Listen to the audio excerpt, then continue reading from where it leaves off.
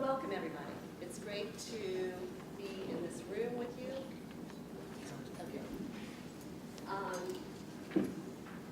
So if you are in this room, it's a good chance that you've been to a lot of autopsy gatherings already. So 4 days after the election, yeah, I'm sorry. So one of the gendered things about our world is that they don't make microphones correctly for women's clothing. So I'm going to try to get this working. So 4 days after the election, I had the honor of being on a panel with Karen Bass, the great congresswoman. And she said, okay, it's time to mourn, but you get 1 week. So I hope you all have cycled through or mostly cycled through the 5 stages of grief, because it's time to get to work. As bad as the national, we're going to have to do this. As bad as the national election was, we had amazing victories in California and Los Angeles. Californians voted to tax ourselves for schools. We voted for sentencing reform, expanding bilingual education, tougher gun control. Los Angeles voted to fund housing for the homeless, to raise taxes, to expand public transit, and on and on. And, you know, thanks to the Electoral College created by our founding slaveholders, we did not elect a woman president, but we did elect the kick-ass Kamala Harris and Janice Cohen and Annette Bargan, 3 great women progressive champions who are going to help move us forward. Now, in any year, these wins in Los Angeles and California would be fantastic. It would be something for progressives to crow about, be proud of. But I want to suggest that in kind of the dark national environment, this takes on even more significance now than it would have had we had these great national victories. There's a greater responsibility on us. The nation needs us, and we need each other. And, you know, it's a great honor to be in this room today with so many people doing the hard work, who've been doing the hard work for decades, who've seen setbacks and victories.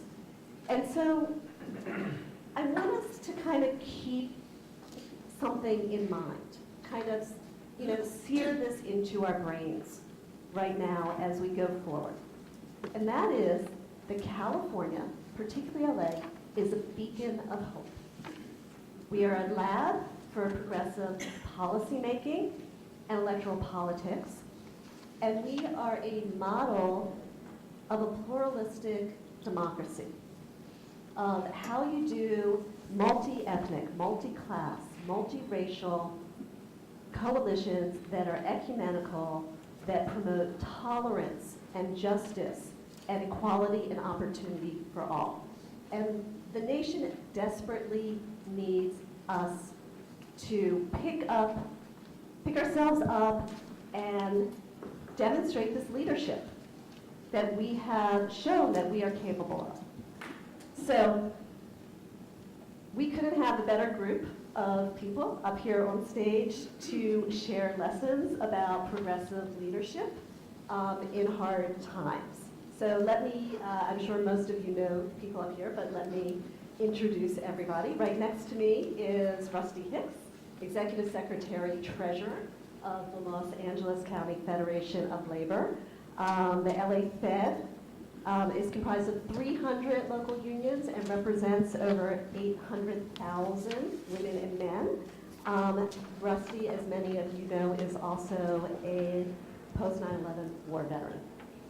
Arturo Carmona, next to Rusty, is currently head of community engagement and public affairs at mitú. He's a jack of all trades, a strategist, an analyst, a spokesperson, an organizer, and recently he was the deputy political director for the Bernie Sanders for President campaign. See, the Hillary and Sanders folks can get along here. Veronica Carrizales is Policy and Campaign Director for California Calls, which is an alliance of 31 organizations in 12 counties around the state, just doing absolutely pioneering work on voter engagement and turnout, and she, of course, will talk about it. And at the end there is my old friend, Danny Feingold, the publisher of Capital in Maine, and I love their tagline, so I'm just going to read that. Capital Maine reports on the most pressing economic, environmental, and social issues shaping one of the world's most influential centers of commerce, culture, and technology. Wow. Danny was the founding communications director at Lane. We have 3 Lane alumni up here, Veronica, Danny, and me. So it's good to be reunited here. So I'm going to ask each of our panelists to just give kind of a 3 to 4 to 5 minute opening statement. And then what I'm going to do, just so you know, is kind of turn it to you for a moment in what is sometimes called a turn and talk. So after opening statements, I'm going to ask you to pair up with someone next to you, and each of you have a minute to tell each other what resonated for you in the first part. Then we'll come back, I'll ask a couple questions. We will go back and forth with questions from the audience and questions from me. We will get to the challenges and the threats, the dark stuff, but I've asked the panelists to start with kind of lessons from the victories as a way of looking forward instead of looking back. So I'm going to ask Veronica to start. Well, thank you everyone for inviting me to be here with you today. It's my pleasure to be here. I'm really excited to see a lot of familiar faces. I want to point out somebody in the crowd, Professor Valenzuela, who is my professor of Chicano Studies at UCLA, in my first year there. So it's really exciting to see Professor Valenzuela here in the crowd. He was somebody in my early days who helped to form my thinking, and so it's really exciting to see him here and to be with all of you. So I was asked to talk about what this means for us. Like many of you in the progressive movement, I was reeling from the results of the November election. I was trying to figure out what this meant for our country, what this meant for our work, what this meant for our family, and what this meant for the way going forward. It took me a few days from just being stunned to actually realize what we did here in California. We had a great many victories in California that all of us can be very proud of. I know going into the November election, for me, a big focus, in addition to the national election, for me, a big focus for California was thinking about how are we going to educate voters, how are we going to inform voters about all the 17 different initiatives on the ballot. We went into the election with a lot of skepticism because we knew that the election was covering, here in California, the 17 initiatives were covering a broad range of issues, from taxes for the rich, tobacco taxes, criminal justice reform, plastic bag initiatives, and 2 death penalty initiatives. One to repeal it and one to speed it up, right? So that just showed you the polarization in California on a number of issues. For many of us, we were concerned that voters would be very confused or turned off, that they would vote no across the ballot, or that many of them would not vote at all.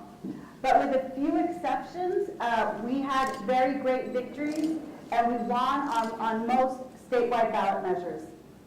Voters approved extending taxes on the very wealthy to provide billions in funding for schools and health care. Voters approved a major increase on cigarette taxes to fund health care, even in the face of $71 million that was put in by our opposition. Voters took another significant step towards criminal justice reform. California joined 3 other states in passing marijuana legalization. Voters overturned a ban on bilingual education, and they upheld the plastic bag to protect our environment. The victories in the November election are for many children across California who depend on public education. The victories in November for California are for the families who depend on health care and Medi-Cal. The victories are to our brothers and sisters who get a second chance at rehabilitation and at early release. Not to mention the number of other victories that happen at the local level that would provide necessary housing to the homeless and expand park spaces for many children. At the same time, we also want supermajorities in both houses, and as was mentioned, we elected Kamala Harris, the daughter of immigrants from India and Jamaica, to the state Senate.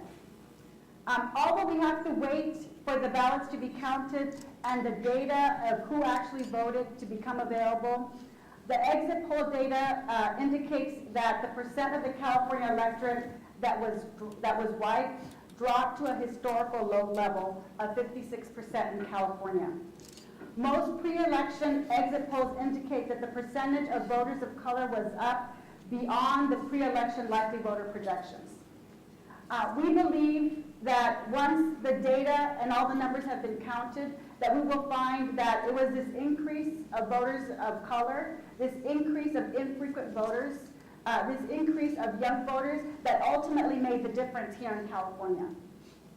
I want to point out 2 large get out the vote efforts, field efforts that turned out the vote in California. And I also want to say that this work didn't happen in a vacuum. This work happened as a result of years of planning, years of developing a political infrastructure here in California, years of grassroots organizing. There were 2 significant efforts that worked on 3 major initiatives on the ballot. Proposition 55, which is the tax increase on the rich, Proposition 56, which is the tobacco tax, and Proposition 57, which is the criminal justice reform.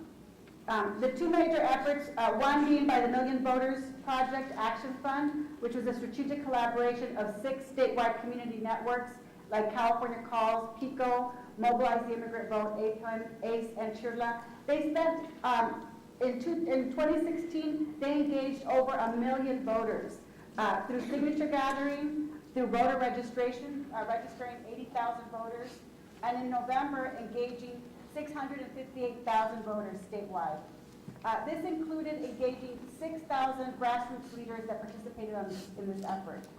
The second major effort was led by the Proposition 55 campaign, which ran a field program which included 9 unions, the Million Voters Action Fund, and its own field program, which engaged about over 1.5 million voters statewide. I just want to point out, I'm seeing that my time is running out. The work that was done as a result of voter engagement efforts, which were the results of relationship building and strategic collaborations and years in the making.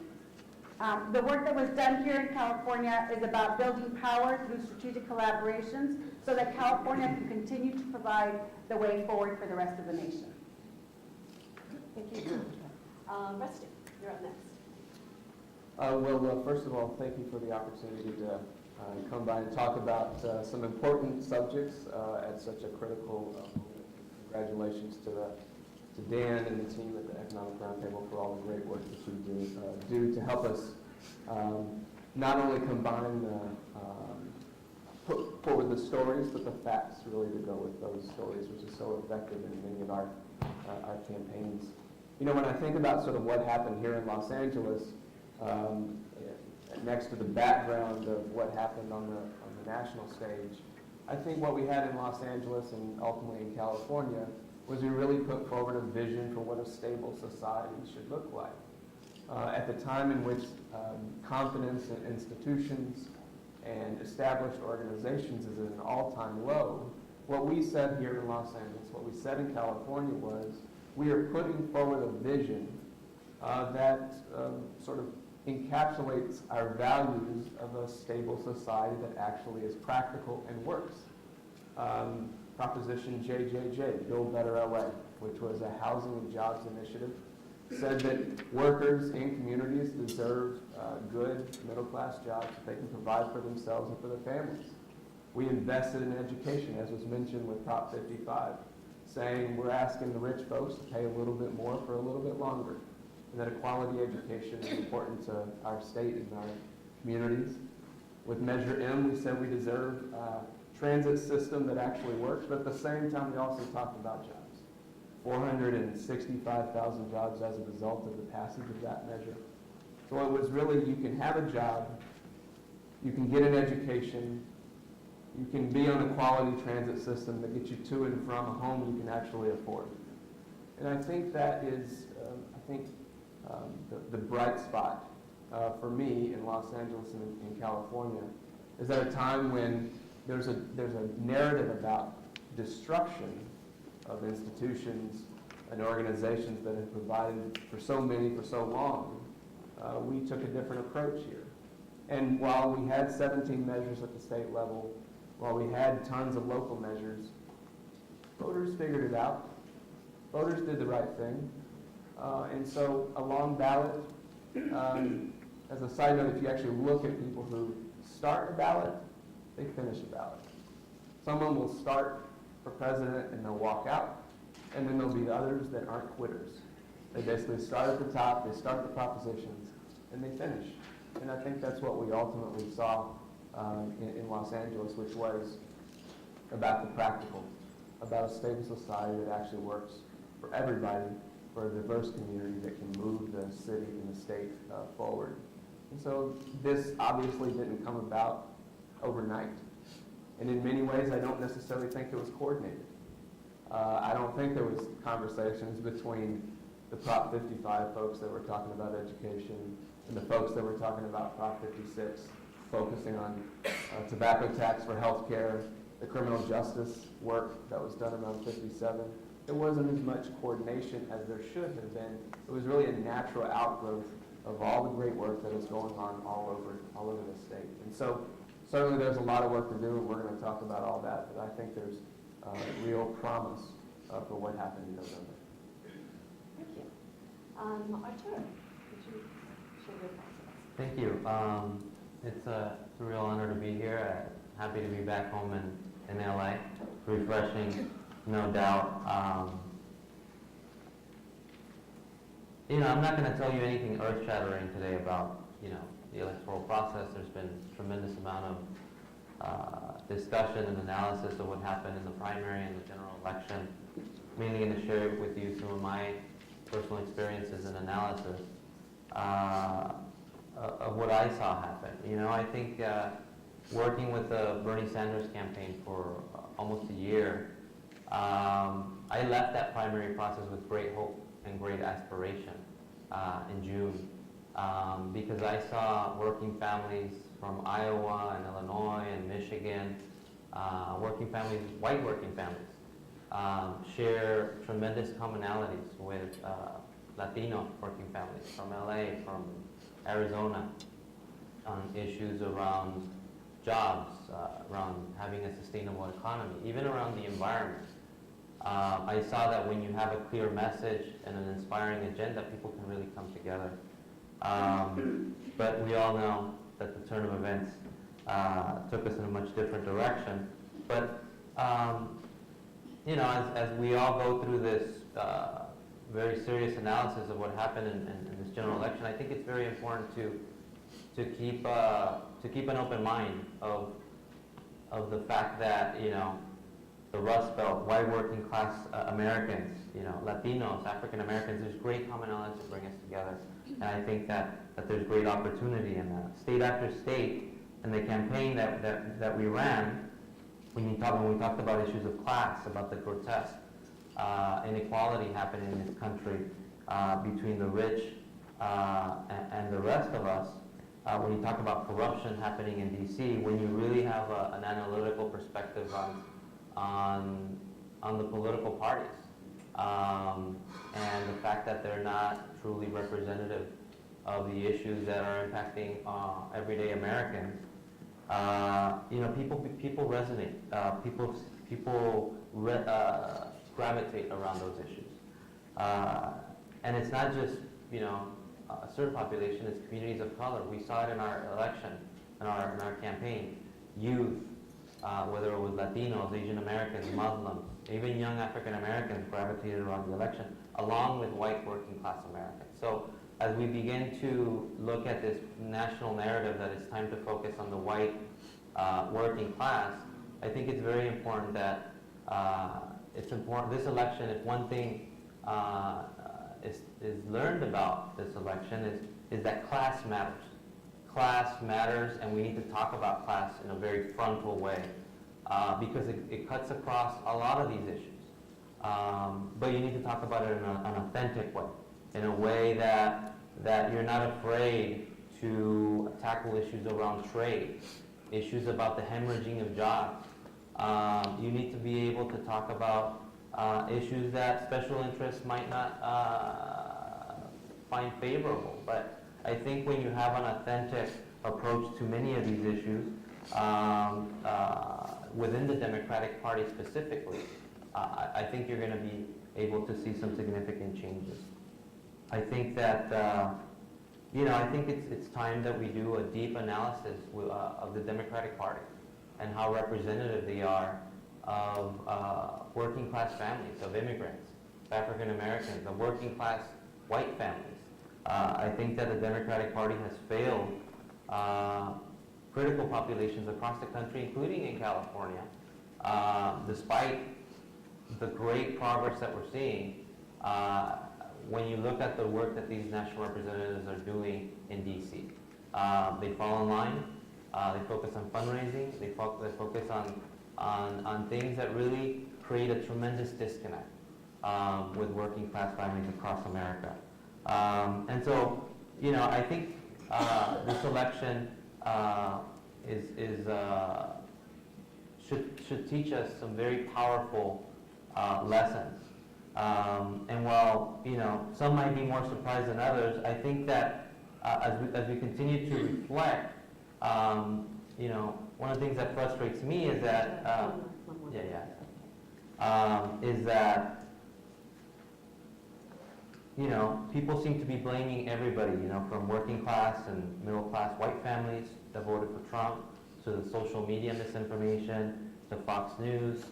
But it's also very important that we reflect and we look at the type of infrastructure that we have in place, not only to organize people, working class people, but to hold the Democratic Party accountable to advance the issues that we all care about.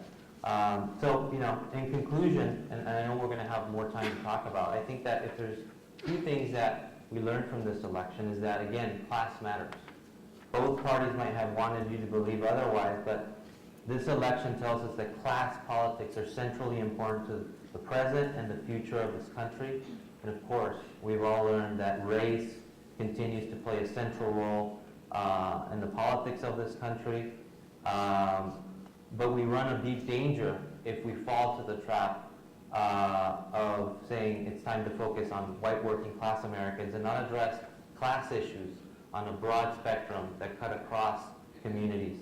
And finally, having a really close look at the Democratic Party establishment.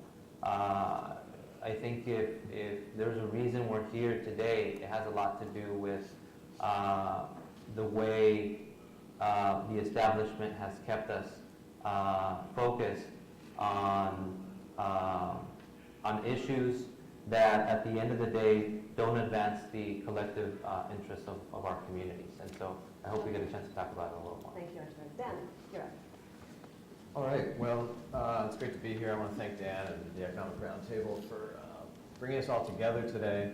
I'm not by nature an optimist. People in the room who know me, every morning my wife says, it's going to be a high of 74, and I say, what's the low? I want to know what the low is. So, however, I've been working hard to think about silver linings, and all kidding aside, one of the reasons that I started Capital Maine is I had worked for many, many years at Lane, and we had struggled against a mainstream media disinclination to look every day at the disintegration of the middle class and the rise of working poverty. And what I find heartening about what happened in this election cycle, putting the results aside for a moment, is that for the first time in my adult life, economic inequality was actually at the center of the national conversation. You look at the Bernie Sanders campaign, and you look at and you look at what Trump ran and won on disingenuously. It was so much about the decline of the middle class, and so I think no one envisioned that a autocratic billionaire with no track record of government or public service would be the end result of that national conversation. But the genie's out of the bottle, and assuming that Trump does not, in fact, rebuild the middle class and address poverty, you can't put that genie back in. And so I think inequality as one of the two existential challenges of our generation is now at the center of the American conversation, and that's where it should be. The second point I want to make is that, and Nancy I think is going to touch on this later, this might not seem like the best time to talk about the importance of evidence-based factual reporting, given that we just saw the election of a president based on outright lies, on irrational Twitter storms, on fake news. But I am here today to tell you that it would be a huge mistake for us to, in the same way that it would be a huge mistake for progressives to conclude from the election that they need to move to the center to woo Trump voters, it would be a huge mistake to think we have to become like Breitbart News, that that's the future of how we talk about the big challenges facing American society. And so along those lines, I think it's imperative for news publications, particularly those of us who consider ourselves to be on the progressive side of the political spectrum, to reach beyond our core constituencies and figure out how to talk to people who don't agree with us. And that brings me back to why I think fact-based reporting is crucial. At Capital in Maine, we believe that the best way to engage people who don't necessarily agree with us on everything is to, in fact, ground our journalism in facts. That doesn't make it dull. We can tell, and we do tell powerful stories and use powerful visual formats as well. But the fact is that that is how you bring people along as much as anything else, is to have indisputable, powerful facts on your side. And we have those facts on our side. And the Economic Roundtable plays a huge role in bringing those facts to light here in Los Angeles. So at Capital in Maine, over the next few years, we intend to use powerful fact-based reporting to cover all the flashpoints that everyone in this room comes in thinking about, from inequality to immigration to climate change, racial justice, criminal justice. And I'll just end by saying one thing, is that the cautionary note is that in California, yes, there were lots of victories in terms of progressive priorities. I think it's also something that all of us in the room need to be thinking about, and as a publication, we will be thinking about any sort of rearguard attempts to bring the new conservative thinking into California politics. We all know that mod Dems, or as we have identified in our publication, corporate Democrats, are alive and well in California and have oftentimes stymied the most important pieces of progressive legislation. So as a national tide of conservative thinking sweeps over the country, that's something that we need to be vigilant about, and Capital Maine is very committed to reporting on attempts to water down the most important initiatives on inequality, racial justice, immigration, climate change, and so forth. And I'll stop there. Thank you.